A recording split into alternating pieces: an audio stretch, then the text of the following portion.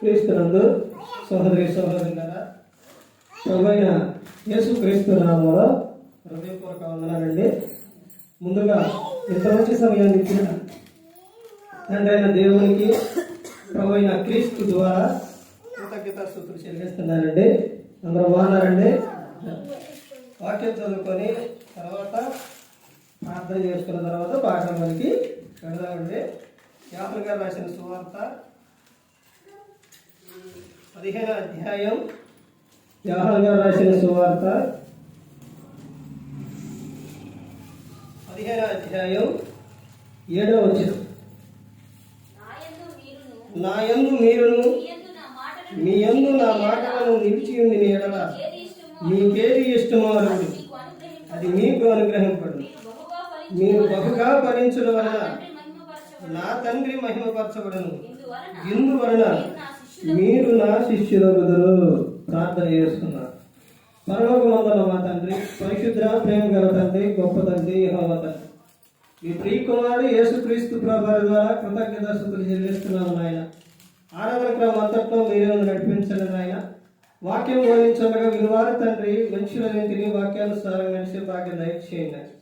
వాక్యం బోధించగా ఈ లోక సంబంధమైన జ్ఞానంతో కాకుండా మీ జ్ఞానంతో మాట్లాడే భాగ్యం దయచేస్తారని మా ప్రభువైన యేసుక్రీస్తు నామమున వేడుకుంటున్నాం తండ్రి. ఆమేన్.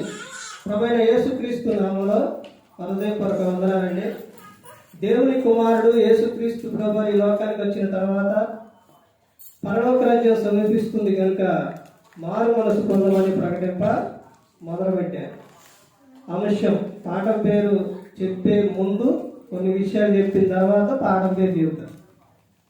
భూమి మీదకి వచ్చిన మనిషి, ఆ మనిషి లోకంలో జీవిస్తున్నప్పుడు దేవుడు ఏం చేశారంటే, ఈ మనిషి నశించిపోతున్నారు, వీళ్ళని రక్షించాలి, వీళ్ళని కాపాడాలి అని ఎన్నో ప్రయత్నాలు చేశారు.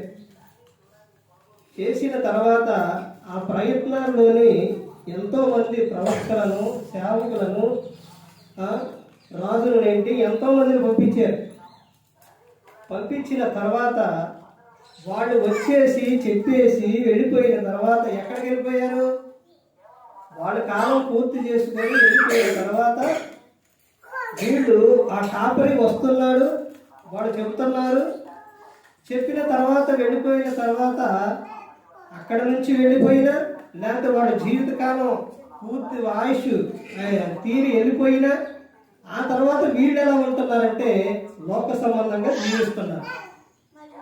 ఇలాంటి మానవాళిని రక్షించడానికి దేవుడు వాళ్ళ కాలాన్ని బట్టి, సమయాన్ని బట్టి, వాళ్ళు మొదలుపెట్టుకున్న దాన్ని బట్టి దేవుడు పంపిస్తూనే ఉన్నారు. కానీ మనిషి మాత్రము వినడం లేదు. అలా వినకపోగా కొన్ని సంవత్సరాల పాటు వీళ్ళని గద్దించేవాళ్ళు, నడిపించేవాళ్ళు, హెచ్చరించేవాళ్ళు, బుద్ధి చెప్పేవాళ్ళు, క్రమమైన రీతిలో పెట్టేవారు లేకుండా పోయారు. లేకుండా పోయేసరికి జరిగిన విషయం ఏంటంటే, ఎప్పుడైనా సరే చెప్పే వ్యక్తి, ఈ వ్యక్తి లేనప్పుడు ఏం జరుగుతుంది అంటే, మనిషిలోని ఒక భయంకరమైన ఒక ఆలోచన వచ్చింది. ఆ ఆలోచన వచ్చినప్పుడు అక్కడ చెప్పే వ్యక్తి ఉన్నప్పుడు ఏమవుతుందంటే, ఆ ఆలోచన అనేది, నీలో వచ్చిన చెడు ఆలోచన అనేది ఆ చెప్పడంతోనే ఏమైపోతుందంటే, ఓ ఇది కరెక్ట్ కాదు కదా, దీనివైపు మనం తిరగకూడదు అనే ఆలోచన వచ్చేసి సరైన నిర్ణయానికి వెళతారు. అలా లేనప్పుడు, చెప్పే వ్యక్తి లేనప్పుడు చెదిరిపోతారు. అలాగే ఇశ్రాయేలు ప్రజలు కూడా వాళ్ళు తమ జీవితాలు ఎలా తయారైపోయాయి అంటే, జంతువుల ముందు వస్త్రహీనంగా తిరిగే విధాన స్థితికి వెళ్ళిపోయారు. ఎంతగా వాళ్ళని కాపాడారు, ఎంతగా రక్షించారు, ఎంతగా దేవుడు పోషిస్తూ వచ్చారు. అలాంటి సమయాల్లోనే దేవుడు అంతగా కాపాడిన దేవుడు వారు మాట వినకపోయేసరికి వదిలేశారు. దేవుని మాట వినకపోతే, దేవుడు వదిలేస్తే వాళ్ళ పరిస్థితి భయంకరంగా ఉంటుంది. మనిషి ఎప్పుడు కూడా ఎలా ఉండాలి అని అంటే, దేవుని ఒక సేవకునికి దేవుని ఒక మాట వినేవారిగా ఉండాలి. అలా ఉన్నప్పుడే ఆ కుటుంబం అనేది ఎలా ఉంటుందనంటే దీవించబడుతుంది. ఇప్పుడు పాఠం పేరు రాసుకోండి.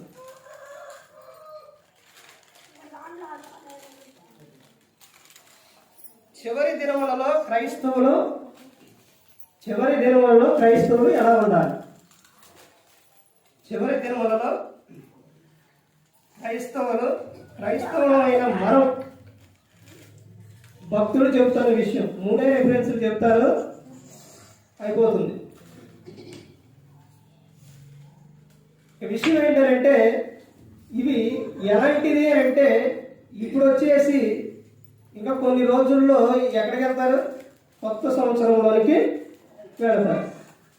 అయితే దేవుడు సంవత్సరం తర్వాత సంవత్సరం ఎందుకు ఇస్తున్నారు అని అంటే నువ్వు మారాలి, మార్పు చెందాలి.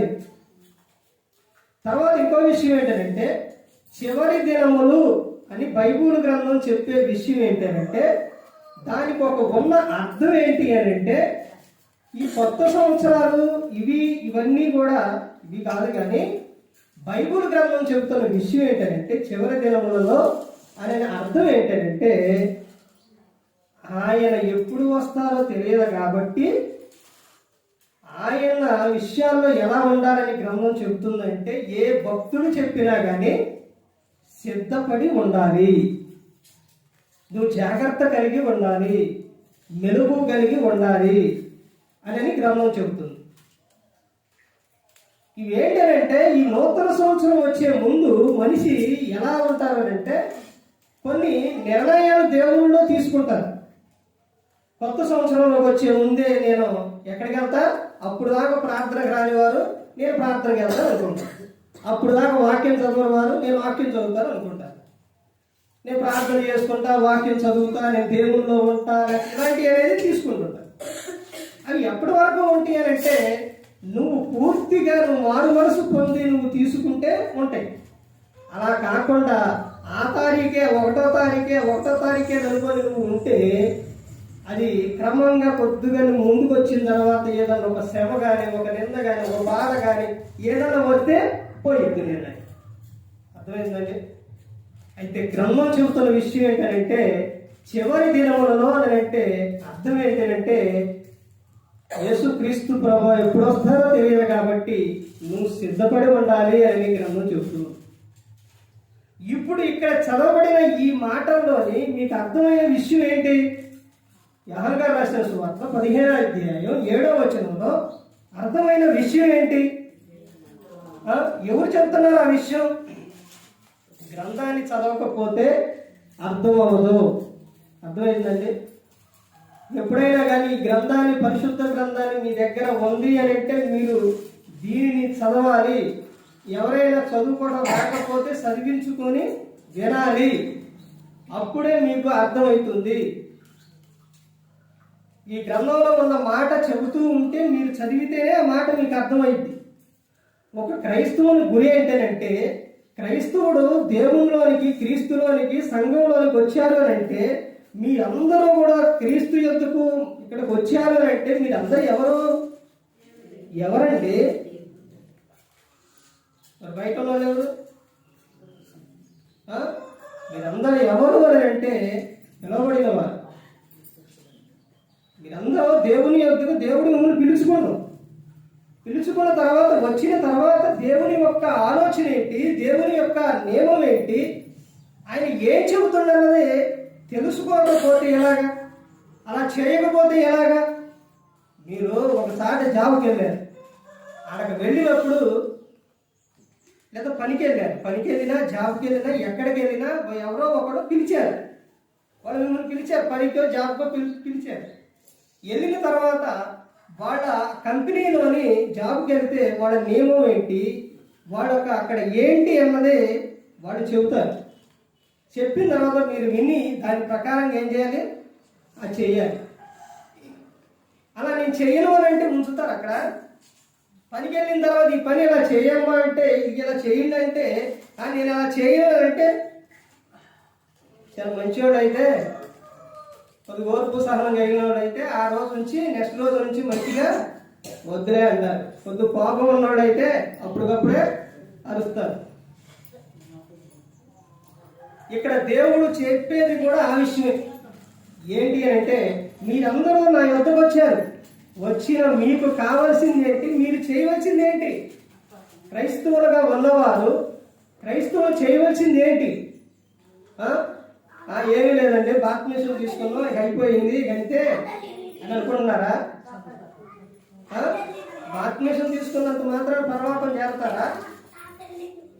బాప్తిసం తీసుకున్న తర్వాత కూడా చేయవలసిన పనులు ఉన్నాయి.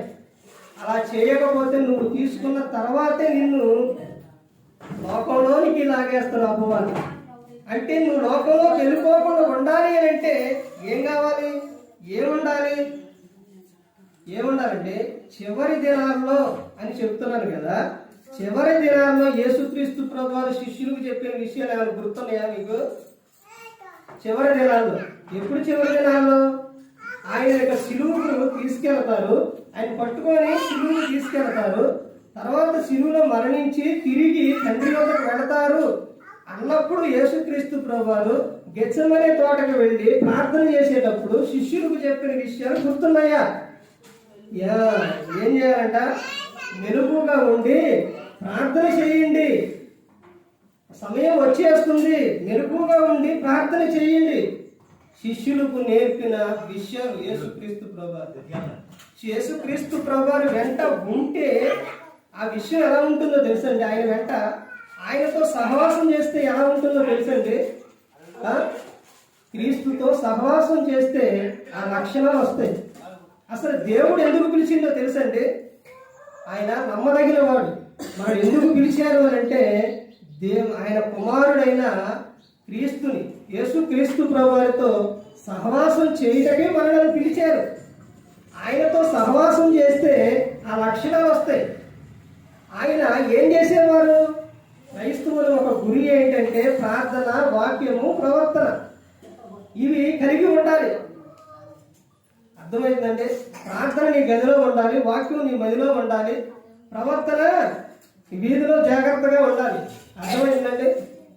ఇవి క్రైస్తవుడు కలిగి ఉండాలి. ప్రార్థన లేని వ్యక్తి, ప్రార్థన లేని జీవితం, వాళ్ళు ప్రతి శోధనకి ఏమైపోతారు? పడిపోతారు వాళ్ళు ప్రతి దానికి కూడా. అందుకని క్రైస్తవుల ఒక గురి ఏంటి అని అంటే ప్రార్థన. ఆ ప్రార్థన జీవితం కలిగి ఉండాలి. యేసుక్రీస్తు ప్రభువారు తొందరగానే లేచి ఇంకా చీకటి ఉండగానే బయలుదేరి అరణ్య ప్రదేశానికి వెళ్ళి ప్రార్థన చేశాను. నువ్వు ఆయనతో సహవాసం చేస్తే నీకు వెంటనే, ఎప్పుడు? తెల్లవారుజామునే నీకు గుర్తొచ్చింది. వెంటనే ఈ వాక్యం గుర్తొచ్చింది. ఎందుకనంటే క్రీస్తు వెంట నీవు ఉన్నావు, క్రీస్తు నీలో ఉన్నాడు. ఆయన గుర్తు చేస్తారా అంటే గుర్తు చేస్తారు. పరిశుద్ధాత్ముడు నడిపించకుండా ఉండడం, పరిశుద్ధాత్ముడు నిన్ను నడిపిస్తాడు, నీకు గుర్తు చేస్తాడు. అర్థమవుతుందండి? రోజున నేను వచ్చేటప్పుడు, తెల్లవారుజామున వచ్చేటప్పుడు సగం దూరం వచ్చిన తర్వాత అలా నిద్ర పట్టేసింది. నిద్ర పట్టడంతో అట్ట ఎదరకు వచ్చేసరికి, అలా వస్తూ ఉంటే టర్నింగ్ అలా వచ్చేసరికి ఇవిగో ఇక్కడ కోడి పిల్లలు ఇవన్నీ ఉన్నాయి. బ్రేక్ కొట్టు అంటంతోనే వెంటనే అలా నిద్రలోనే ఉంది. అక్కడ ఎమ్మండి అలా బ్రేక్ కొడితే బండి ఆగిపోయింది. కళ్ళు తెరిచి చూస్తే ఏమీ లేవు, ఎవరు లేరు. ఎవరు ఆలోచన ఇచ్చారు? దేవుడు. ఎవరు లేపారు? అర్థమవుతుందండి? ఇంకా ముందుకు వచ్చిన తర్వాత బండి బాగా స్లో అయిపోయింది.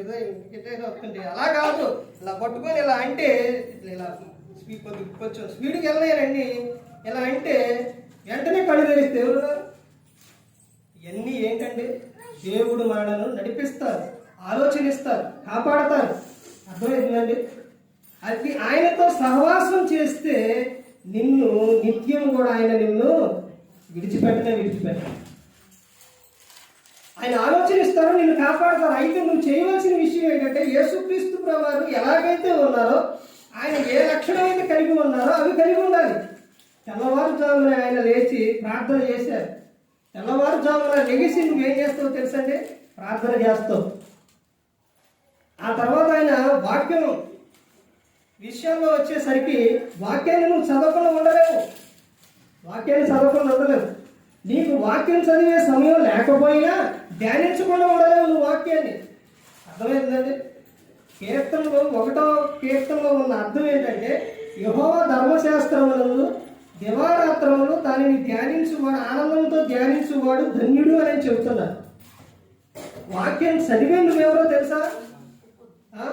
ధన్యులు మీరు, ధన్యులు. అర్థమైందండి? ధ్యానించినా ధన్యుడే, మీరు చదివినా ధన్యుడే, తర్వాత పరిశోధించినా కానీ మీరు ధన్యుడే అని చెబుతున్నారు.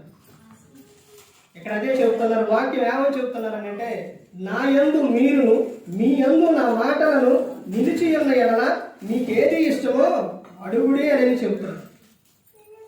అడగాలండి, ఆయన యందు ఉండి అడగాలి.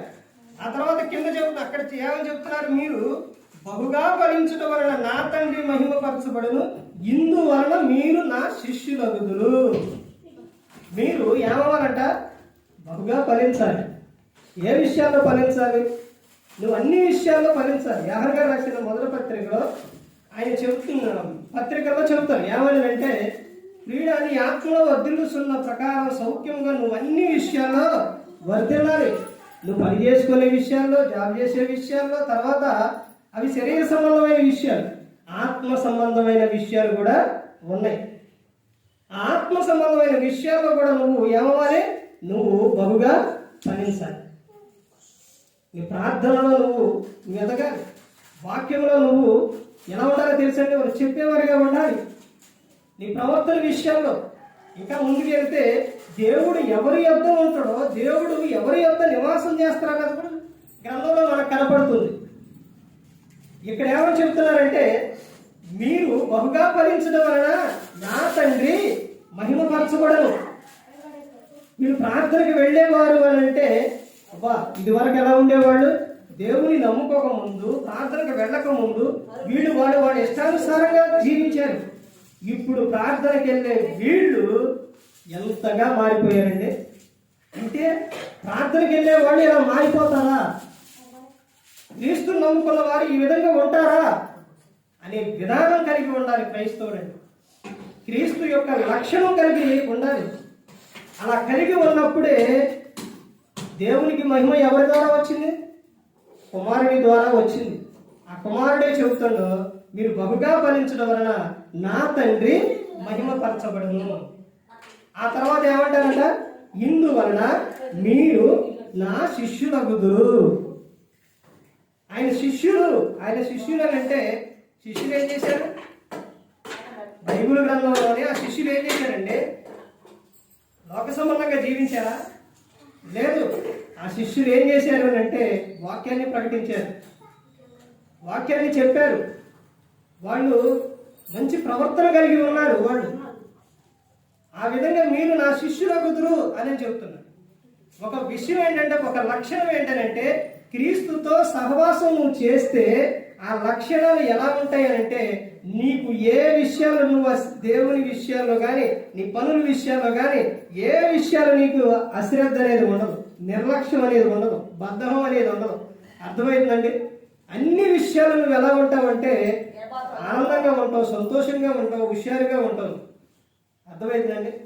ఆయనతో సహవాసం చేసినప్పుడు నువ్వు ఒక చాట ఎవరైనా కానీ కీర్తన 1వ కీర్తన 1వ వచనంలో ఉంటుంది, దుష్టుల ఆలోచన చొప్పున నడవక. అలా ఉండలేవు, నువ్వు నడవలేవు. నువ్వు ఎందుకంటే నీలో యేసుక్రీస్తు ప్రభువారు ఉన్నారు. నువ్వు ఆయన వెంట ఉన్నావు, ఆయన నీలో ఉన్నాడు. యోహాను సువార్త 6వ అధ్యాయం మొత్తం చదివితే అక్కడ ఆయన శరీరం రక్తం ఎవరైతే తీసుకుంటారో ఆయన వారిలోనే ఉన్నారు, తర్వాత వారు దేవునిలో ఉన్నారు.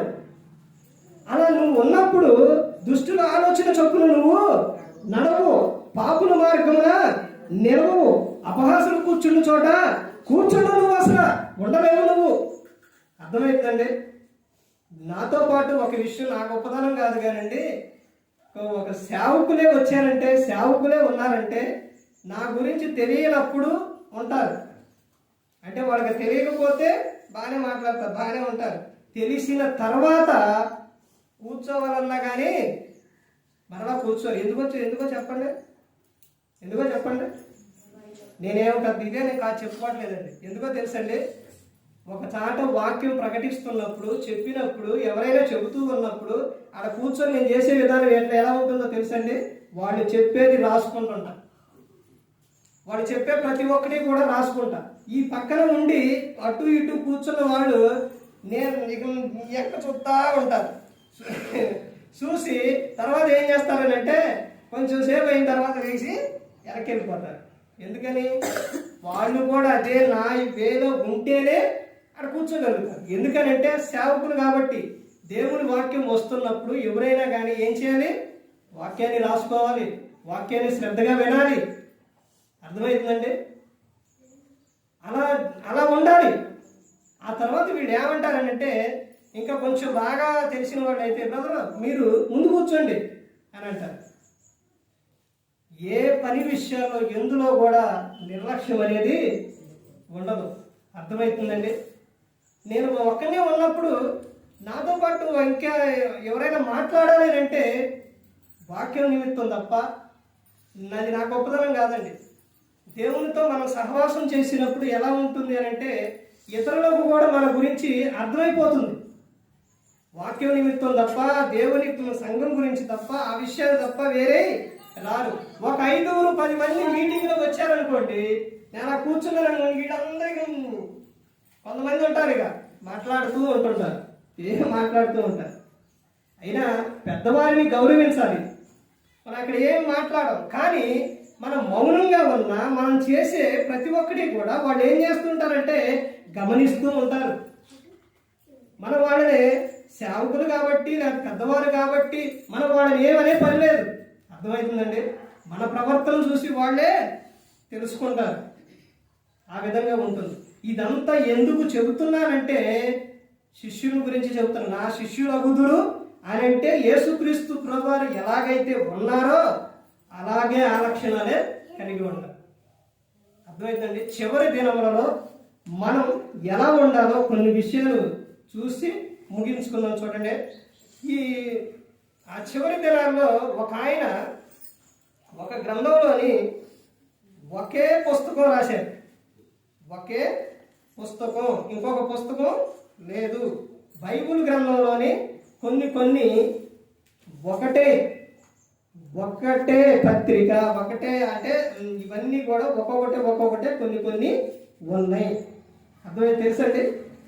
కొన్ని అధ్యాయాలు ఉన్నాయి, కొన్ని ఒకటే పుస్తకం అనేది ఉంది కొత్త నిబంధనలో. ఏంటి ఆ పుస్తకం అని అంటే యోధా రాసిన పత్రిక. ఈ పత్రికలోని యోధా గారు ఏం చెబుతున్నారు? ఈ పత్రికలోని యోధా గారు ఏమని రాపించారు, ఏమని చెబుతున్నారు అంటే ఆయన రాసినది దేవుడు చెప్పిన విషయమే. కానీ ఈ పత్రికలో ఉన్న ఒక అర్థం ఏంటి? చివరి దినములలో క్రైస్తవులు క్రైస్తవులైన మనం ఎలా ఉండాలి? క్రైస్తవులు ఎలా ఉండాలి అని అంటే క్రైస్తవ మొత్తానికి వచ్చింది. మనం అంటే చెప్పే వాళ్ళకు కూడా వచ్చింది. మీరు అంటే ఇంతవరకు వచ్చింది అని అర్థమైందండి. ఇప్పుడు ఆయనకు కలిపి అందరికీ కలిపి ఆయన చెబుతున్న విషయం అంటే చివరి దినములు దేవునికి అందరూ కూడా ఎవరు సమానమే. దేవునికి అందరూ సమానమే. నేను బాలుగుండు కదా, నేను చెబుతున్నాను కదా, నేను తర్వాత నా ఇష్టానుసారంగా ఉంటాను కదా అని అంటే కుదరదు. అర్థమైందండి? నువ్వు సేవకుడు అయినా లేక విశ్వాసి అయినా నువ్వెవరు అయినా సరే దేవుని యందు భయభక్తులు కలిగి ఉండవలసినదే. అర్థమైందండి? దినాన్ని ఇది చెప్పడంతోనే మరలా ఈ సంవత్సరం అయిపోయిద్దని ఈ సంవత్సరంలోనే చెప్పిన విషయం ఈ సంవత్సరంలోనే చేశాం. అందుకని ప్రతి ఒక్కరు ఎవరైనా సరే ఆయన యందు భయభక్తులు కలిగి ఉండాలి. మన గురువు, మన హీరో మొత్తం కూడా ఎవరు అనంటే యేసుక్రీస్తు ప్రభువారే. ఆయన్నే ఫాలో అవ్వాలి, ఆయన పోలే నడుచుకోవాలి. అర్థమైందండి? నేనే మార్గం, నేనే సత్యం, నేనే జీవం, ఆయనకు మించి ఇక ఏమీ కూడా లేదు. ఈ యోధా పత్రికలో ఏమని చెబుతూ ఉన్నారంటే క్రైస్తవులైన మనం చివరి దినాల్లో ఎలా ఉండాలో ఈ పత్రికలోని కొన్ని విషయాలు ఉన్నాయి. ఇవి చూసి ఇంకొక అధ్యాయం ఒక వచనం చూపించి దేవుడు ఎవరి యొద్ద నివసిస్తాడు, ఎవరి యొద్ద దేవుడు ఉంటాడు, ఆ విషయం చూపించి ముగిస్తాను. ఎందుకనంటే క్రైస్తవులు తమ ఇష్టానుసారంగా జీవిస్తే దేవుడు వారి యొద్ద ఉండడం. అర్థమైందండి? నేను కోపంతో జీవిస్తా, లేకపోతే నేను అరుస్తా, నేను తిడతా, నేను పగల పెట్టుకుంటా, ద్వేషాలు పెట్టుకుంటా, కక్షలు, నాకు అన్నీ అవే ఉంటాయి, నేను ప్రార్థన చేస్తా, మందిరానికి వెళతా, నా ఇష్టానుసారంగా ఉంటానంటే దేవుడు వారి యొద్ద ఉంటాడో ఉండడో, మరి ఎవరి వద్ద దేవుడు నివాసం చేస్తారో అనేది చివరిలో చూపించి ముగిస్తాడు. ఎందుకనంటే క్రైస్తవులమైన మనం ఇంకా కొన్ని రోజుల్లోని కొత్త సంవత్సరానికి వెళ్తాము. అదే విధంగా ఈ లోకంలోని యేసుక్రీస్తు ప్రభువారు ఎప్పుడు ఆయన వస్తారో తెలియదు కాబట్టి సిద్ధపడి ఉండాలి. ఎంతమంది చెప్పారో తెలుసండి? తెసలోనికలో ఉన్న వారికి అపోస్తులైన పౌలు గారు పత్రికలు రాస్తూ ఒకసారి మీరు ఏం కలిగి ఉండాలని చెప్పారనంటే మీరు ప్రార్థనలో ఉండాలి, దుష్టిని ఎరలోనికి మీరు పడిపోకుండా మీ జాగ్రత్త కలిగి ఉండాలి, మీరు అన్ని విషయాల్లో జాగ్రత్తగా ఉండాలని చెప్పిన అపోస్తులైన పౌలు గారు రెండోసారి పత్రిక రాసి చెబుతున్న విషయం ఏంటంటే ఇదిగో మీ దేహమును, మీ ఆత్మను, మీ శరీరమును క్రీస్తు రాకడ సమయంలో మీరు ఎలా ఉండాలని చెబుతున్నారంటే పరిశుద్ధముగాను నిందారహితులుగాను మీరు ఉండాలి అని చెబుతున్నారు. ఈ చివరి దినాల్లో చేయవలసిన పని ఏంటి అని చెబుతున్నారు అని అంటే ఇదిగో గ్రంథాన్ని మీ చేతికి ఇచ్చారు, ఆ గ్రంథాన్ని మీరు ఏం చేయాలంటే చదివి వినిపించాలి అని అపోస్తులైన పౌలు గారు చెబుతూ ఉన్నారు. అర్థమైందండి? గ్రంథంలో చెప్పిన మాటే మనకు ప్రతి ఒక్కటి కూడా అది వాక్కు, అదే మన గురి. అర్థమవుతుందండి? బైబుల్ ప్రకారమే చూడాలి, కానీ ఎవరో ఏదో చెప్పారు నా ఆలోచన ప్రకారం చేస్తా, మా పితరులు అలా చేశారు, మా ముత్తాతలు అలా చేశారు అయ్యారంటే కుదరదు. వాళ్ళు చేసిన బైబిల్లో ఉంటే చెయ్యి, వద్దాను బైబిల్లో ఉంటే చెయ్యి. ఎందుకంటే దేవుడు మనకి ఈ గ్రంథాన్ని ఇచ్చి ఇదిగో ప్రతి ఒక్కటి మీరు దీని ప్రకారంగా మీరు చేయాలి అని చెప్పారు. అర్థమైందండి? చివరి దినాల్లో క్రైస్తవులైన మనం ఎలా ఉండాలో గ్రంథంలో చూస్తే చూడండి, 1వ అధ్యాయం ఉంటుంది, యోధా రాసిన పత్రిక 1వ అధ్యాయం. అందులోని మొదటిగా చూడండి 20-21 కలిసి ఉంటే వచ్చిన 20-21 ప్రియులారా మీరు విశ్వసించు అతి పరిశుద్ధమైన దాని మీద మిమ్మును మీరు కట్టుకొనుచు పరిశుద్ధాత్మలో ప్రార్థన చేయుచు నిత్య జీవాత్మైన మన ప్రభువుకు యేసుక్రీస్తు కనికరం కొరకు కనిపెట్టుచు దేవుని ప్రేమలో నిలుచున్నట్లు కాచుకొని ఉండుడి. ఎలా ఉన్నారంట? మీరు విశ్వసించు అతి పరిశుద్ధమైన దాని మీద మిమ్మల్ని మీరు కట్టుకొనుచు. ఎలా ఉన్నారంట? అతి పరిశుద్ధమైన దాని మీద మిమ్మల్ని మీరు కట్టుకొనుచు. అది ఏమని చెబుతున్నారు? ప్రియులారా మీరు విశ్వసించు అతి పరిశుద్ధమైన దాని మీద మిమ్మల్ని మీరు కట్టుకొనుచు పరిశుద్ధాత్మలో ప్రార్థన చేయొచ్చు నిత్య జీవమైన మన ప్రభువు యేసుక్రీస్తు కనికరం కొరకు కనిపెట్టుచు.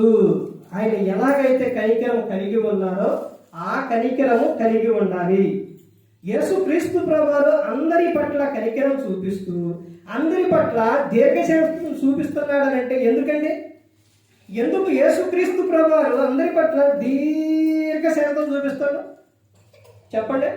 పేతురు గారు రాసిన పత్రికలో 3వ అధ్యాయంలో ఆయన అక్కడ నుంచి 9వ వచనాలు చదువుకుంటూ వస్తే కొందరు ఆలస్యమని ఎంచుకున్నట్లు అయ్యా చెబుతున్నారు కదా, మీరు ఆయన వస్తారు అని మీరు చెబుతున్నారు, ఆయన ఎప్పుడు వస్తారు ఆయన అని అక్కడ అడుగుతూ ఉంటే అప్పుడు పేతురు గారు చెప్తారు, అయ్యా మాట ఇచ్చిన ఆయన నమ్మదగిన ఆయన చెప్పారు అని అంటే ఆయన వస్తారు, కానీ ఆయన రాకడ ఎందుకు ఆలస్యం చేస్తున్నారనంటే అందరూ అంతటను మారు మనసు పొందాలి అని అందరి పట్ల ఆయన ఏం కలిగి ఉన్నాడంటే దీర్ఘశాంతము కలిగి ఉన్నాడు. అందరి పట్ల దీర్ఘశాంతం కలిగి ఉండవు. అందరినీ దేవుడు ప్రేమిస్తూ ఉండవు. దేవుడు లోకంలో ఎంతో ప్రేమించాడు, అందుకే ఆయన కుమారుని పంపించాడు. యోహాను గారు రాసిన మొదటి పత్రిక 3:16లో అందరి కోసం యేసుక్రీస్తు ప్రభువు శిలువలో ప్రాణం పెట్టారు. మన గడిచిన వారాల్లోనే క్రిస్మస్ డిసెంబర్ 25 అవతారం నుంచి ఈ నెల వచ్చిన కాడి నుంచి డిసెంబర్ నెలలో యేసుక్రీస్తు ప్రభు పుట్టుక గురించి చెప్పాక అందులోని ఎవరికి సంతోషపడ్డా చెప్పండి, ఎవరికి సంతోషం? మీకు విషయం చెప్పానంటే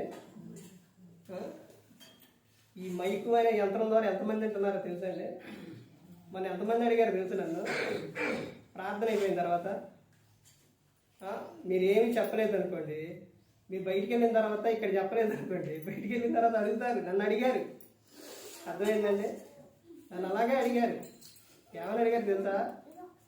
ఈ వాక్యం చెప్పిన తర్వాత మేము విన్నామండి వాక్యం చక్కగా చెప్పారంటే అది దేవుని కృప అండి అని చెప్పారు. అలా అడుగుతారు. ఇప్పుడు నేను ఈ మైకులోనే మిమ్మల్ని ఇప్పుడు మన విషయం యేసుక్రీస్తు ప్రభు ఎందుకు పుట్టారని అడిగినప్పుడు మీకు చెప్పబోదు, మీరు బయట కానీ ఎక్కడైనా చెప్పలేదు అనుకోండి, ఎలా ఉంటుంది? ఎన్ని ప్రసంగాలని చెప్పింది? నెల మొత్తం అదేనా చెప్పింది? లోక సువార్త 2వ అధ్యాయం ఎక్కడేంటి యూట్యూబ్లో కానీ నేను వెళ్ళిన సాటకల్లా ఏదో సందర్భంలో తీసుకొచ్చాడు, అక్కడి నుంచే మొదలు పెట్టాడు. చెప్పాలండి. ఎవరికి సంతోషం? జనులకు. ఎవరు అంటే ప్రజలు అందరికీ. యేసుక్రీస్తు ప్రభువారు పుట్టుక ప్రజలందరికీ ఏంటండి? మామూలు సంతోషం కాదు, మామూలు సంతోషం కాదండి, మహా సంతోషకరమైన సువార్తమానం. సువార్తమానం అంటే ప్రజలందరికీ అంటే అందరినీ రక్షించడానికి లోకానికి వచ్చారు, అందరి కోసం ప్రాణం పెట్టారు. అలాగే అందరి పట్ల ఆయన దీర్ఘశాంతం చూపిస్తూ ఉన్నారు. ఇక్కడ చెబుతున్న విషయం ఏంటంటే కనికరము కొరకు. తర్వాత ఏమని చెబుతున్నారంటే, మిమ్మును మీరు కట్టుకొనసు పరిశుద్ధాత్మలో ప్రార్థన చేయుతూ నిత్య జీవితమైన మన ప్రభువు యేసుక్రీస్తు కనికరము కొరకు కనిపెట్టుచు దేవుని ప్రేమలో నిలుచున్నట్లు కాచుకొని ఉండుడి. ఎలా ఉండాలో తెలుసండి? ప్రేమను ఏం చేయాలో తెలుసండి? కాచుకొని ఉండాలి, వెంటే ఉండాలి, హత్తుకొని ఉండాలి, మనలో ఉండాలి, మన ఎంత ఉండాలి, అందులో ఉండాలి. ఎందులోని? ప్రేమలోని.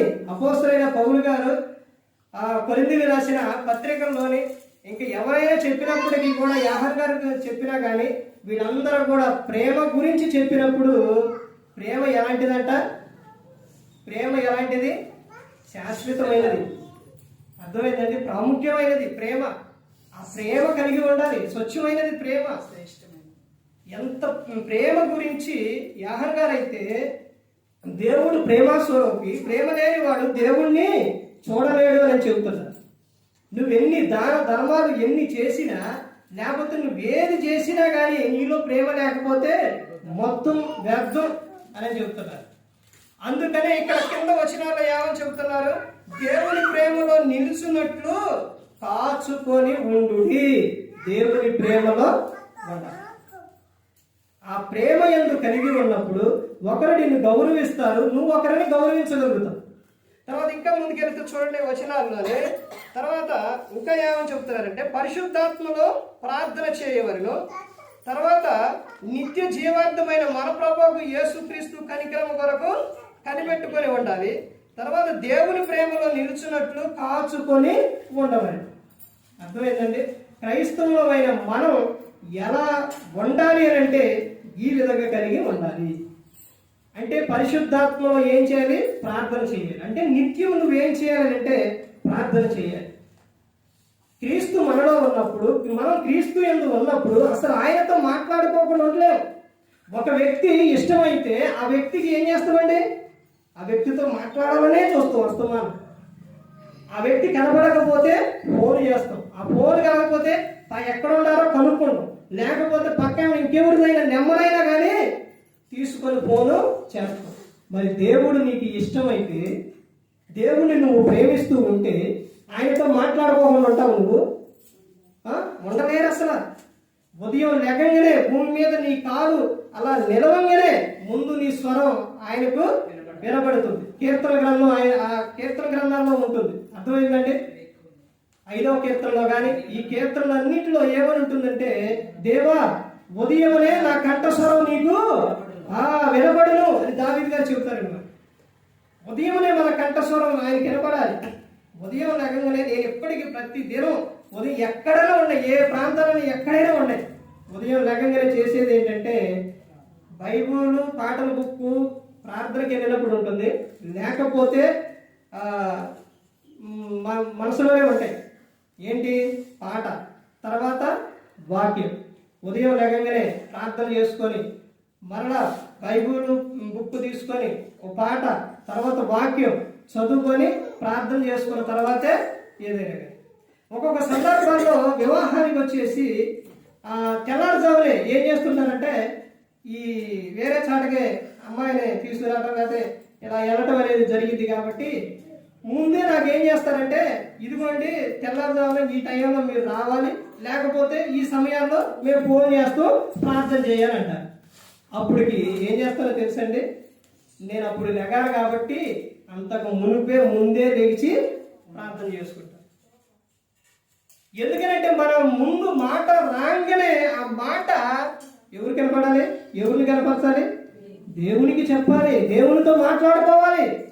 అంతేగాని ఉదయం లేకగానే పేపర్ టీ పెట్టు, లేకపోతే ఆ ఫోన్ ఎక్కడ ఉంది, ఇవన్నీ చూసుకొని అన్ని మాటలు మాట్లాడుకొని చాలా అర్జెంటుగా కొంచెం లేట్ అయిపోయిందని ఆ పని ఈ పనులు చేసుకొని అప్పుడు దేవునితో మాట్లాడుకునేది కాదండి. ఉదయాన్నే కేటాయించు, నీకు పని ఉంది, నువ్వు వెళ్ళాలి, నువ్వు పనికి వెళ్ళాలి, జాబ్కి వెళ్ళాలి. నువ్వు అంతకు మునిపే ఒక అర్ధగంట ముందులే. అర్థమైందండి? ముందు మాత్రం దేవునికి చెప్పనది ఏది చేయకూడదు, ముందు ఆయనకి చెప్పాలి ప్రతి ఒక్కటి కూడా. క్రైస్తవమైన మనం ఎలా ఉండాలంటే దేవునికి చెప్పుకునే వారిగా ఉండాలి, దేవునితో సహవాసం చేయాలి, ప్రార్థన జీవితం కలిగి ఉండాలి. తర్వాత ఇంకా చెప్తే ఏమని చెబుతున్నారంటే, ఆ తర్వాత చివరి దినంలో దేవుని పిల్లలు ఎట్లుండవలను. ఇప్పుడుదా చెప్పింది ఏంటంటే క్రైస్తవమైన మనం ఎలా ఉండాలి అన్న దాని గురించి చెప్పారు. తర్వాత దేవుని పిల్లలు ఎట్లుండవలను అక్కడే చూడండి ఏమని చెప్తున్నారంటే, యోధా రాసిన 3వ వచనంలో చూడండి. అసలు పైనుంచి రండి, కొంచెం టైం ఎక్కువైనా పర్వాలేదు. యేసుక్రీస్తు దాసుడు, యాకోబు సహోదరుడైన యోనా, తండ్రి అయిన దేవుని యందు ప్రేమింపబడి యేసుక్రీస్తు నందు భద్రము చేయబడి పిలవబడిన వారికి శుభమని చెప్పి రాయలేదు. నేను మొట్టమొదటి ఏం చెప్పాను? మీరు ఎవరని చెప్పారు? దేవుని పిల్లలు, పిలవబడిన వారు. ఇప్పుడు ఎవరికి రాస్తున్నట్ట? పిలవబడిన వారికి. అంటే వీళ్ళకి రాస్తున్నారంటే ఎట్లా ఉండాలి, మనం ఏం చేయాలి అనే విషయాన్ని యోధా గారు చెబుతున్నారు. ఇంకో విషయం ఏంటంటే ఇక్కడే చెబుతారు, వినే బోధ విషయాల్లో కూడా జాగ్రత్తగా ఉండాలి. అర్థమైందండి? ఏం చెబుతున్నారు అన్నది కూడా గ్రహించుకోవాలి. ఈ వాక్యము, ఈ బోధ ఆత్మ సంబంధమైనదేనా, నన్ను పరలోకం చేర్చేదేనా అనే విషయం దాని మీద కూడా ఉండాలి. ఇక్కడ కింద వచ్చిన చదువుకుంటూ వస్తే అవే ఉంటాయి. అన్నీ చెబుతున్నారు, మొత్తం ప్రతి ఒక్కటి కూడా ఏది దాచకుండా ప్రతి ఒక్కటి చెబుతున్నారు. పిలువబడిన వారికి ఏంటంట? శుభమని చెప్పి రాయిన. ఇలా తెల్లారుజామునే మీరు లేచి ఇలా ప్రార్థనకు వస్తున్నారనంటే అది నేను చెప్పేది కాదు కానీ ఎంత ధన్యకరమైన జీవితం తెలుసండి. వేకునే ఇవాళ పాడిన పాటలన్నీ అద్భుతంగా ఉన్నాయి, అందరూ పాడిన పాటలు బాగుంది. అర్థమైందండి? మీరు పాడిన పాటల్లో ఒక భావాలు, ఒక అర్థాలు ఉన్నాయి తెలుసండి. మీకు తెలియకుండా మీరు పాడారు. అర్థమైందండి? అది నేను గమనించాను. ఏంటో తెలుసండి, మీరు పాడిన అన్నీ చివరి దినాల్లో ప్రభు రాకడ సమయాల గురించి పాడినవి మీరన్నీ కూడా. అర్థమైందండి? ఆ పాటలన్నీ కూడా అవే. కొత్త సంవత్సరంలోకి వెళుతున్నాం, తర్వాత మేము ఎలా ఉన్నామని అంటే యేసుక్రీస్తు ప్రభువు రాకడ కొరకు ప్రభువా మమ్మల్ని సిద్ధపరచు, నువ్వు ఎప్పుడు వస్తావో తెలియదు ప్రభువా అని పాడిన పాటలే చాలా నచ్చినాయండి, చాలా బాగున్నాయి. తర్వాత కుటుంబం గురించి కూడా, కుటుంబ జీవితంలో ప్రభువా మా కుటుంబాన్ని కట్టు, కుటుంబం అంతా కూడా ఆనందంగా సంతోషంగా ఉంటే అంటే పరలోకంలో ఎలా ఉంటుందో ఇక్కడ కూడా అలాగే ఉంటుంది అనే విషయాన్ని కూడా అన్ని పాట రూపంలో చక్కగా బాగున్నాయి. అందుకని ఇక్కడ చెబుతున్నారంటే ఏమనంటే పిలువబడిన వారికి శుభమని చెప్పినట్టు. ఇలా ప్రార్థనలోని, వాక్యంలోని, పాటల్లోని అన్ని విషయాల్లో కూడా దేవునికి ఎలా ఉండాలంటే మహిమకరంగా ఉండాలి. ఇంకా చదువుకుంటూ వస్తే చూడండి 2వ వచనంలో, మీకు కనికరమును సమాధానమును ప్రేమయును విస్తరించునుగాక. 3వ వచనంలో చెబుతున్నారు కదా, ప్రియులారా మనందరికీ కలిగేడు రక్షణను గురించి మీకు రాయవలనని విశేష ఆసక్తి గలవాడినై ప్రయత్నపడుచుండగా పరిశుద్ధులకు ఒక్కసారి అప్పగింపబడిన బోధ నిమిత్తం మీరు పోరాడవలనని మిమ్మల్ని వేడుకొనుచు మీకు రాయవలసి వచ్చెను. పరిశుద్ధులకు ఒక్కసారి అప్పగింపబడిన బోధ నిమిత్తం ఏం చేయాలండి? పోరాడాలి. బోధ నిమిత్తం. ఈ బోధ నిమిత్తం ఏం చేయాలంటే క్రైస్తవులైన మనం ఎలా ఉండాలంటే పోరాడే వారిగా ఉండాలి. క్రైస్తవుడు అంటే వాక్యాన్ని ఏం చేయాలో తెలుసండి? చెప్పాలి. అది ఎవరైనప్పటికీ కూడా ప్రతి ఒక్కరికి కూడా చెప్పేవారిగా ఉండాలి. ఇప్పుడు ఫోన్ ఉందండి, ఆ ఫోన్ ఒక వాక్యాన్ని పెట్టండి, యూట్యూబ్లో పెట్టండి, ఫేస్బుక్లో పెట్టండి, తర్వాత వాట్సాప్ అందులో పెట్టండి. వీటన్నింటిలో ఎంతో మంది పనికి మారి అన్ని పెడుతూ ఉంటారు. 1000 పెడితే పెడుతూ ఉంటారు. అందులోని ఒక వాక్యం పెట్టండి, ఎవరో ఒకరు విని ఏం చేస్తారో తెలుసండి? హృదయంలోని నొచ్చుకుంటారు. తర్వాత మార్పు అనేది వస్తుంది. ఆ విధంగా పెట్టండి. అది మీకు దీవెన. ఒక వ్యక్తిని అగ్నిలోకి పడిపోతూ ఉన్నా, అగ్నిలో కాలుతూ ఉన్నా అలా చూస్తూ ఉంటావా? అలా ఉండలేము. ఆ వ్యక్తిని పట్టుకొని లాగుతాం. అలా అగ్నిలో నుంచి ఇక్కడ కాపాడే ఏంటి అంటే ఇది కొంతకాలం వరకే. కానీ మీరు అలా వాక్యాన్ని, ఆ బోధ నిమిత్తం మీరు పోరాడినప్పుడు, ఆ బోధన విషయాల్లో ఒక వ్యక్తిని రక్షించినప్పుడు మీకు దీవెన, ఆశీర్వాదం. ఎందుకంటే ఒక వ్యక్తిని యుగ యుగాలు తరతరాలు అగ్నిలో కాలిపోకుండా ఏం చేస్తున్నారు? కాపాడుతూ ఉన్నారు. అగ్నిలోకి వెళ్ళిపోకుండా మీరు కాపాడుతూ ఉన్నారు. అందుకనే చెప్తున్నారు, క్రైస్తవులైన మనం ఎట్లుండవాలని అంటే బోధ విషయాల్లో జాగ్రత్త కలిగి ఉండాలి అని చెబుతున్నారు. తర్వాత ఇంకా ఏమని చెబుతున్నారు అక్కడే చూస్తే, తర్వాత 18వ వచనం చూడండి, 17, 18 కలిసి ఉంటాయి. అయితే ప్రియులారా, అంత్యకాలమందు తమ భక్తిహీనమైన దురాశల చొప్పున నడుచు పరిహాసకులుందురని మన ప్రభువైన యేసుక్రీస్తు అపోస్తలులు పూర్వమందు మీతో చెప్పిన మాటలను జ్ఞాపకం చేసుకునుడి.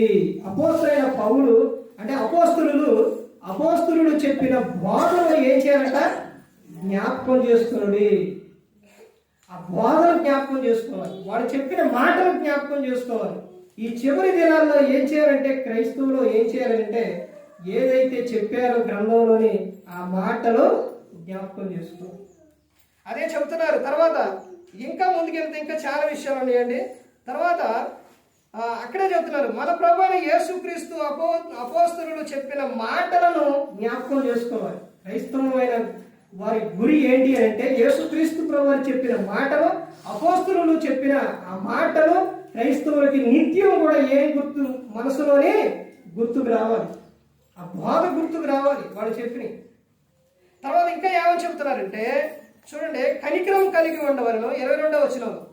తర్వాత 23వ వచనంలో కొందరిని రక్షింపవలను. 23 చెబుతున్నారు, అపవిత్ర ప్రవర్తనను కాచుకొనకూడదు. తర్వాత అపవిత్ర ప్రవర్తనకు ఎలా ఉండాలంటే అసహించుకోవాలి. అపవిత్ర ప్రవర్తన ఏదైతే ఉందో ఆ ప్రవర్తన విషయాలను నువ్వేం చేయాలి? అసహించుకోవాలి. దానిని హత్తుకోకూడదు. అపోస్తలుడైన పౌలు గారు రోమీయులకు రాసిన పత్రిక 12వ అధ్యాయం 1-2 వచనాలు ఏమని చెప్తారో తెలుసండి? కాబట్టి సహోదరులారా, పరిశుద్ధమును దేవునికి అనుకూలమైన సజీవ యాగముగా మీ శరీరములను ఆయనకు సమర్పించుడి.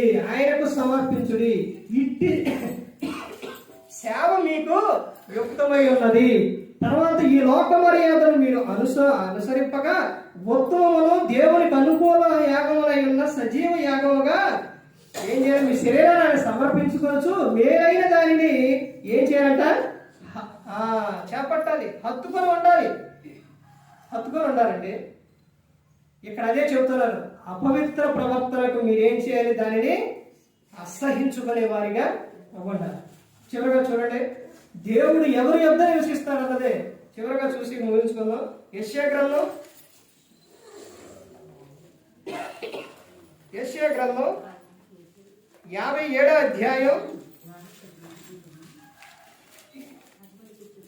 57వ అధ్యాయం 15వ వచనం చూడండి. మహాగణుడును మహోన్నతుడును పరిశుద్ధుడును నిత్య నివాసి అయిన వాడు ఇలాగూ సెలవిచ్చుచున్నాడు. ఎవరంట దేవుడు? దేవుడు ఎవరు? మహోన్నతుడు, సర్వోన్నతుడు. అర్థమైందంటే ఇక్కడ ఏమని చెబుతారు? మహాగరుడును, మహోన్నతుడును, పరిశుద్ధుడును, నిత్య నివాసి అయిన వాడు ఎలాగూ సెలవిచ్చుచున్నాడు. నిత్య నివాసి దేవుడు ఎప్పుడు కూడా మనలోని ఉండాలని, ఆయన నివాసం చేయాలనే కోరుకుంటారు.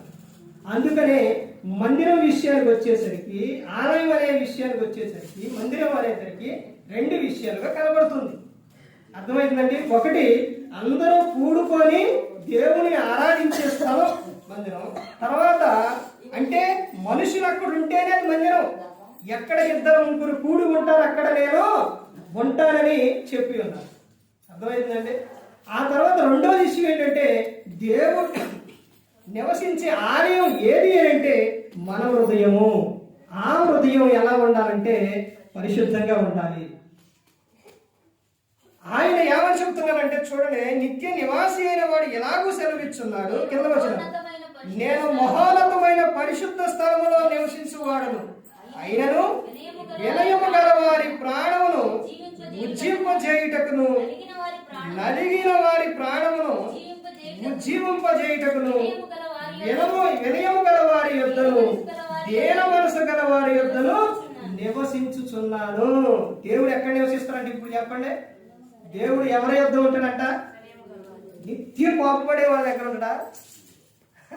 అరిచే వాళ్ళ దగ్గర ఉంటాడా? వాళ్ళ అలా కాదండి. దేవుడు ఎవరి యొద్ద ఉంటారని చెప్తానంటే వినయము గలవారి యొద్ద. ఎవరైతే వినయం కలిగి ఉంటారో తర్వాత వారి యొద్ద ఆయన నివాసం చేస్తారు. తర్వాత దీన మనసు గలవారి యొద్దను నివాసం ఆయన చేస్తూ ఉంటాడు. ఇవి క్రైస్తవులుగా ప్రతి ఒక్కరు కూడా గమనించుకోవాలి. ఇంక నేను నూతన సంవత్సరంలోకి వెళుతున్నా, నేను వెనక ఉన్న ఇవన్నీ ఏ అయితే ఉన్నాయో, పగడ అయితే ఉన్నాయో, కక్షలు అయితే ఉన్నాయో, వారిని వీరిని బాధ పెట్టిన ఏ అయితే ఉన్నాయో ఇవన్నీ అలాగే ఉంచుకొని నువ్వు నూతన సంవత్సరంలోకి వెళ్ళినా ప్రయోజనం లేదు. అర్థమైందండి? వాటన్నిటిని విడిచిపెట్టి పేతురు గారు చెబుతారు, పోకిరి చేష్టలో, అల్లరితో కూడిన ఆటపాటలో, త్రాగుబోతు విందులు, విగ్రహాల పూజలో, తర్వాత అన్ని జనులు ఇష్టము నెరవేర్చుకున్నటకు గతించిన కాలం ఇక చాలిక. వాటన్నిటిని వదిలేసి మీరు దేవుని నూతన సంవత్సరానికి వెళ్ళి దేవుని నిత్యం కూడా ఆయన యందు ఉన్నప్పుడు మీరు దీవించబడతారు, మీ కుటుంబం ఆశీర్వదింపబడుతుంది. ఆయన ఎవరి యొద్ద నివాసం చేస్తారు? వినయము గల వారి యొద్దను, దీన మనసు గల వారి యొద్దను నివసింపజేస్తారు. నేను ఉంటాను అని చెబుతున్నా. ఈ విధంగా ఉండండి. దేవుడు మీ యొద్దే ఉంటాడు, మీతోనే ఉంటాడు. ఎప్పుడు కూడా ఆయన విడిచిపెట్టాడు. మీరు ఏం మాట్లాడాలో, ఏం చేయాలో ప్రతి ఒక్కటి కూడా ఆయనే ఆలోచించి మిమ్మల్ని నడిపిస్తూ ఉంటారు. క్రైస్తవమైన మనం ఏ విధంగా ఉండాలంటే, ఒకటి ప్రార్థన ఉండాలి, వాక్యం ఉండాలి, ప్రవర్తన ఉండాలి, వినయం ఉండాలి, విశ్వాసం ఉండాలి. ఇవన్నీ కూడా కలిగి ఉండాలి, ప్రేమ కలిగి ఉండాలి. ఎలా ఉండాలి? అర్థమవుతుందండి? యేసుక్రీస్తు ప్రభువు రాకడ సమయం ఆయన ఎప్పుడు వచ్చినా పర్లేదు, ఆయన ఎప్పుడు వచ్చినా నేను సిద్ధం, నేను వెళతాను అనే నమ్మకం కలిగి ఉండా. నేను వెళ్తానా వెళ్ళనా, ఇప్పుడు వస్తే నా పరిస్థితి ఏంటి అనే క్రైస్తవుల గురి ఆలోచన కలిగి ఉండకూడదు. అర్థమవుతుందండి? ఆయన ఎప్పుడు వచ్చినా నేను సిద్ధం అనే విధంగా ఉండాలి. ఈ విధంగా ప్రతి ఒక్కరు కూడా ఉండాలి. ఏ ఒక్కరు కూడా నశించి నరకానికి వెళ్ళిపోకూడదని యేసుక్రీస్తు ప్రభువారు ఈ లోకానికి వచ్చి మనందరి కోసం శివుడు తన ప్రాణాన్ని పెట్టి ఉన్నారు. ఆ త్యాగం ప్రతి ఒక్కరికి కూడా గుర్తుకు రావాలి. యేసుక్రీస్తు ప్రభువారు ఒక త్యాగం అసలు మర్చిపోయేది కాదండి, మర్చిపోయేది కాదది. ఎందుకంటే మనందరినీ ప్రేమించి మన కోసం ప్రాణం పెట్టారు. ఎవరు పెడతారండి? ఎవరు చూస్తారు? మీకు విషయం తెలుసండి, ఒక సందర్భం నాకు వెంటనే గుర్తొచ్చింది. ఏంటంటే బైక్ మీద వచ్చినప్పుడు మెయిన్ రోడ్లో మలయాళం దాటిన తర్వాత ఒక ఆయన ఆఫ్ చేసింది. ఆఫ్ చేసిన తర్వాత బైక్ మీద ఎక్కించుకున్న తర్వాత ఇక్కడ ఈ చివర డౌన్లో కారు ఉంది కదా, అక్కడ పక్కన గుడి ఉంది. అక్కడికి వచ్చిన తర్వాత ఇట్లా పెట్టి ఉన్నాయి, ఇలా పోలీసులు వారు ఇవి పెడతారు కదా. అవి పెట్టిన తర్వాత అక్కడ డౌన్ కాడికి వచ్చిన తర్వాత అట్లా వచ్చిన తర్వాత నిద్ర వస్తుంది. ఈ ఎదరు తప్పించా, ఒకటి తప్పించాను. రెండో దాని కాడికి వచ్చేసరికి దగ్గరికి కదా, అలా దగ్గరికి వెళ్ళిపోయింది బండి. వెంటనే ఆలోచనలో ఎదురు చూడు చూడు అంటుందోనే బండి అట్ట దగ్గర పోయి ఇటు తిప్పుకొని ఎట్ట వచ్చాను. అప్పుడు వెంటనే నాకు అనిపించిన విషయం ఏంటో తెలుసండి, ఆ వెనకున్న ఆయన చూస్తాను కానీ చెప్పరా. వెంటనే నాకు అనిపించింది, మనుషులు నమ్ముకోవడం కంటే యెహోవాను ఆశ్రయించడం మేలు. అబ్బ ప్రభువా, ఎంత ఆలోచన ఇచ్చి నడిపించను. ఇప్పుడు నేను ఆ బండి అని తగిలితే నేను పడతా, ఆయన పడతారుగా. ఎటు ఆలోచిస్తున్నారు, ఏదో ఆయన ఏం చెప్పలేదు. చూశారంటే దేవుడు ఎలా తప్పించారో. దేవుడు ఎప్పుడు కూడా మనల్ని, మనుష్యులు ఏం చేస్తారంటే విడిచిపెట్టేస్తారు. మనుషులు ఎప్పుడైనా కానీ నీవు వాళ్ళు అడిగింది ఇచ్చినా లేకపోతే మేలు చేస్తేనే తప్ప, లేకపోతే వాళ్ళు పట్టించుకోరు. కానీ దేవుడు అలా కాదండి. దేవుడు నువ్వు ఆపదలో ఉన్నావంటే నిన్ను ఆదుకుంటారు. నిన్ను ఎప్పుడు కూడా ఆయన విడిచిపెట్టరు. ఆయన విడిచిపెట్టరు దేవుడు. అందుకనే మనుషులు నమ్ముకోవడం కంటే యెహోవాను ఆశ్రయించుట మేలు. ఆయన నమ్ముకో. నీ ఆపదల్లో కానీ ఏ విషయాలైనా కానీ ప్రతి ఒక్క విషయాలు నిన్ను కాపాడతారు. నీకు ఆలోచించి నిన్ను నడిపిస్తారు. ఒక్క విషయంలో కాదండి, ఒక వివాహం విషయంలో కానీ, పిల్లల విషయంలో కానీ, కుటుంబం విషయంలో కానీ, ప్రతి ఒక్క విషయంలో కూడా దేవుడు నిన్ను కాపాడతారు. ఆలోచించి నిన్ను నడిపిస్తారు. అందుకే చెబుతాను, నేను సాత్వికుడును, దీన మనసు గలవాడును, నా యొద్దకు వచ్చి నేర్చుకొని అంటే నేర్చుకోలే, ఆయన యొద్దకు రారే. లోకంలో ఏదో ఉన్నట్టు, లోకంలో ఏదో ఆశలు ఏయో ఉన్నట్టు లోకంలోకి వెళ్ళి ఏం చేస్తున్నారు? ప్రసంగి 7:17 ఈరోజు యవనస్తులు పిల్లలు చేస్తున్నారు. ఏం చేస్తున్నారు? అధికంగా దుర్మార్గ పనులు చేసి బుద్ధిహీనంగా తిరిగి తమ కాలానికి ముందే వెళ్ళిపోతున్నారు. ఏదన్నా ఒక పండుగ వచ్చిందంటే ఏం చేస్తున్నారు? యవన స్త్రీ, యవన పురుషులు కలిగి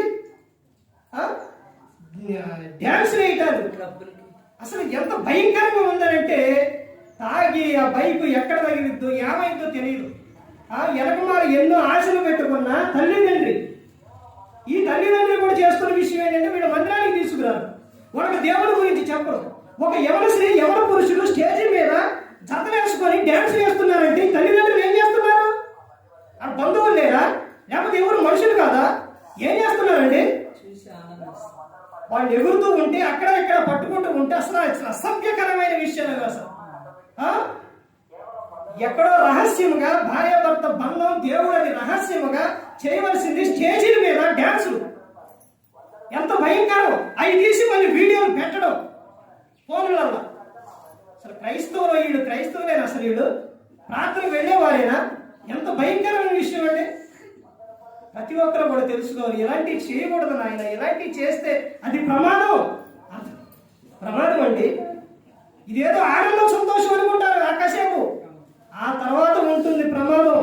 ఎంత భయంకరంగా ఉంటుందంటే, దేవుని ముందు ఆట ఆడి దేవుడు అంటే లెక్క లేకుండా చేస్తే ఆయన ఊగోడు. అర్థమవుతుందండి? ప్రతి ఒక్కరు గమనించుకోండి. మంచి ప్రవర్తన కలిగి మనం ఉన్నప్పుడు, వినయం కలిగి ఉన్నప్పుడు, దేని మనసు కలిగి ఉన్నప్పుడు దేవుడు మన యొద్ద ఉంటాడు. ఇది ప్రతి ఒక్కరు కూడా గమనించుకోవాలి. అందుకని ప్రతి ఒక్కరు కూడా దేవుని యందు భయభక్తులు కలిగి పరిశుద్ధాత్మ మాట ఇంటూ హృదయ శుద్ధిని కాపాడుకుంటూ క్రీస్తుని పోలి నడుచుకున్నప్పుడే ఈ లోకం విడిచిన పరలోకానికి చేరుకోవడం.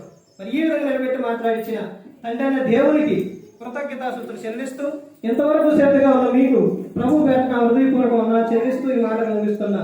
అందరికీ వందనాలు.